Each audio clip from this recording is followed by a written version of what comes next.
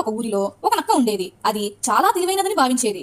ఒక రోజు అది ఊర్లో తిరుగుతూ ఆహారం కోసం వెతుకుతూ ఉంది. అదే సమయంలో అక్కడ ఒక కోడి తన పిల్లలతో కలిసి ఆహారం తింటుంది. నక్కకు ఆ కోడి పిల్లలు చాలా రుచికరంగా కనిపించాయి. ఆ కోడి పిల్లలని ఎలాగైనా పట్టుకోవాలని చూసింది. కానీ కోడి పిల్లలు చాలా తెలివైనవి. కోడి వాటికి మంచి పద్ధతులు నేర్పించింది. కాబట్టి వాటికి మంచి చెడు గురించి బాగా తెలుసు. ఒక రోజు నక్క రావడాన్ని చూసిన కోడి గట్టిగా అరిచింది. ఆ అరుపుతో కోడి పిల్లలు అన్ని కోడి వడిలోకి చేరాయి. అప్పుడు ఆ నక్కకు ఒక ఆలోచన వచ్చింది. కోడి ఇంటి దగ్గర లేనప్పుడు ఈ పిల్లలను తినొచ్చు అనుకుంటూ వెళ్లిపోయింది.